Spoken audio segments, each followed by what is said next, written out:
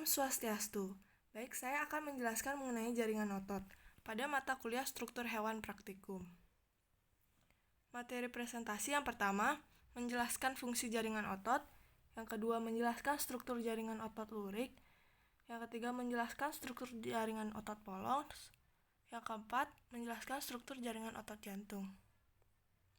Perkenalkan, nama saya Made Ayu Malina Dewi dengan NIM 19130404105, kelas 3A Pendidikan Biologi. Histologi otot.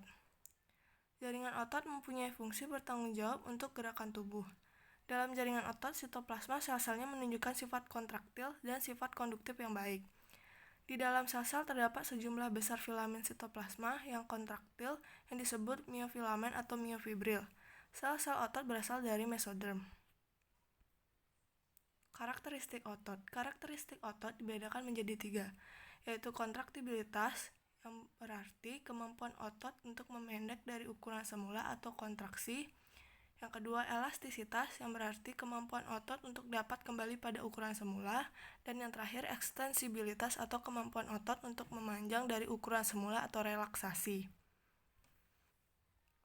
Jenis-jenis jaringan otot. Berdasarkan morfologinya, maka otot dapat dibedakan menjadi yang pertama otot lurik, otot polos, dan otot jantung. Otot lurik disebut juga musculus striata atau otot seran lintang. Otot polos disebut juga musculus non striata, dan terakhir otot jantung disebut musculus kardiak. Tipe-tipe jaringan otot. Nah, pada gambar ini dapat dilihat jenis otot dan contoh pada organnya. Pada otot polos biasanya terdapat pada saluran pencernaan. Pada otot lurik atau rangka biasanya dekat dengan rangka kita dan pada alat gerak. Otot jantung tepatnya pada jantung. Otot lurik. Jaringan otot lurik atau musculus striata. 3 jenis serabut otot lurik. Yang pertama, serabut otot merah lebih banyak mengandung mitokondria, mioglobin, banyak pembuluh darah, memiliki lempeng, Z lebih tebal atau ST. Kedua, serabut otot putih. Mitokondrianya lebih sedikit dan lebih kecil daripada serabut merah. Lempeng Z lebih tipis atau FT. Yang ketiga, serabut otot peralihan. Otot ini memiliki sifat di antara serabut otot merah dan serabut otot putih. Otot lurik terdiri dari sel-sel otot yang bentuknya memanjang dan disebut serabut otot. Panjangnya sekitar 1-40 mm dan lebarnya 10-40 mikron. Serabut otot mengandung banyak nukleus yang bentuknya panjang dan ovoid. Nukleus terletak di daerah pinggir sarkoplasma atau sitoplasma serabut otot. Membran serabut otot disebut sarkolema. Serabut otot dilapisi oleh jaringan ikat yang sangat tipis yang disebut endomysium. Sekumpulan serabut otot dan jaringan endomysium diselubungi oleh jaringan ikat perimysium dan disebut dengan fasciculus. Sejumlah fasciculus membentuk kumpulan otot yang lebih besar dan dibungkus dengan jaringan ikat epimysium. Dalam sarkoplasma serabut otot terdapat miofibril yang arahnya membujur. Diameter miofibril 10-100 mikron. Miofibril merupakan elemen kontraktil yang tersusun dari filamen tebal dan filamen tipis. Jaringan otot jantung atau disebut juga musculus kardiak. Sel-sel otot jantung merupakan suatu rantai yang sering bercabang dan berikatan dengan sel-sel otot dalam rantai yang berdekatan. Tiap sel memiliki satu inti yang letaknya di tengah-tengah. Ciri khas dan otot jantung adalah memiliki garis transversal yang berwarna gelap yang melintasi rangkaian sel otot ini dengan jarak yang tidak teratur. Garis ini disebut diskus intercalaris. Struktur jaringan otot lurik.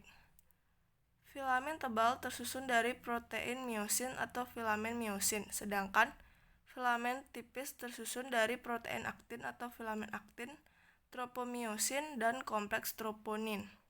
Kompleks troponin tersusun dari tropomin 1, tropomin T, dan tropomin C. Setiap miofibril memperlihatkan pita atau band gelap dan terang secara berselang-seling sepanjang miofibril. Pita gelap dikenal sebagai pita A atau anisotrop, terutama terdiri dari filamen tebal. Di tengah pita A terdapat daerah yang agak terang disebut zona H atau Heller, bahasa Jerman yang berarti cahaya. Pita terang disebut pita 1 atau isotrop. Pita 1 atau dibaca dengan pita I. Yang di tengahnya terdapat garis Z atau Schützenseibe, bahasa Jerman yang berarti cakram antara. Antara dua garis Z yang berdekatan disebut sarkomer, yang panjangnya sekitar 2 mikrometer.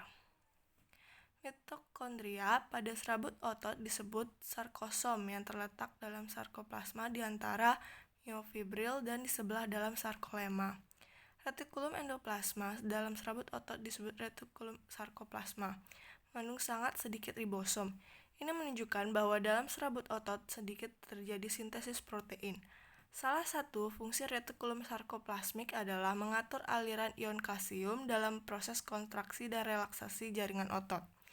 Mioglobin adalah pigmen yang mirip dengan hemoglobin yang menyebabkan otot berwarna merah. Mioglobin berfungsi sebagai cadangan oksigen.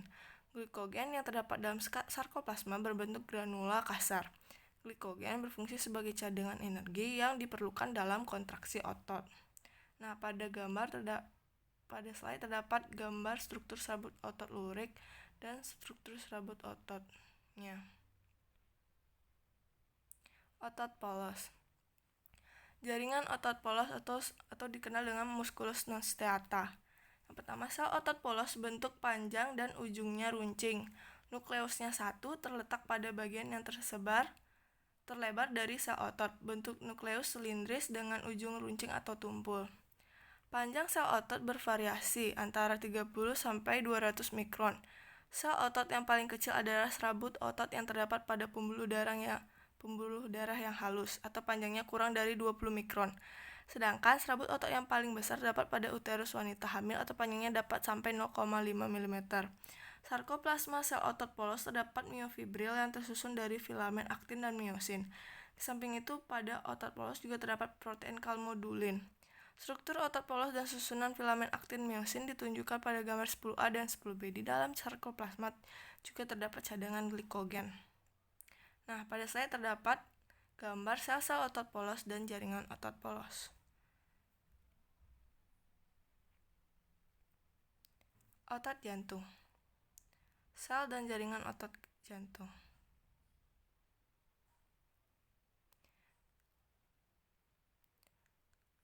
Gerak pada otot. Yang pertama, ada abduksi yang merupakan gerakan menjauhi sumbu tubuh. Lawannya yakni aduksi, gerakan mendekati sumbu tubuh. Kedua, depresi, gerakan menundukkan kepala. Yang lawannya elevasi, gerakan menengadahkan kepala. Kemudian ada gerak supinator yang merupakan gerak menengadahkan tangan, dan lawannya pronator, gerakan menelungkupkan tangan. Eversi yang merupakan gerakan membuka telapak kaki keluar, lawannya yakni inversi, gerakan membuka telapak kaki ke dalam. Dan yang terakhir, flexor, gerakan menekuk dan membengkokkan. Yang lawannya merupakan ekstensor, yakni gerakan untuk meluruskan. Rangkuman histologi otot.